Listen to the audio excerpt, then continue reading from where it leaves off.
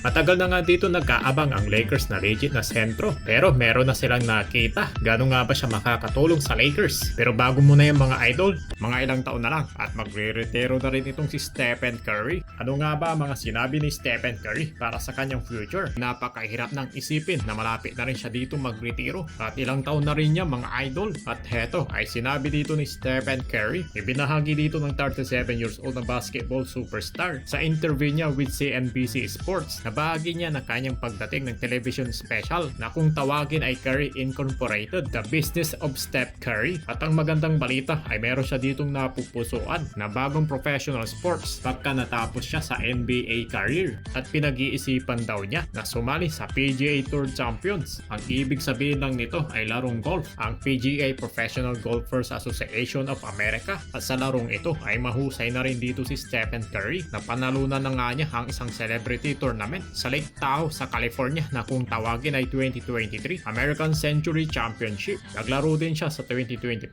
Workday Golden Bear Pro noong isang linggo lang yan dito mga idol. At kaya naman itong si Stephen Curry, ang alam niya raw pagkatapos niya dito maglaro ng basketball ay ibubuhos niya ang kanyang lahat ng oras para magpakahusay sa larong golf. Ayos din itong si Stephen Curry mga idol no. Siguradong mamimiss siya dito ng kanyang mga fans once na nagretiro na itong si Stephen Curry.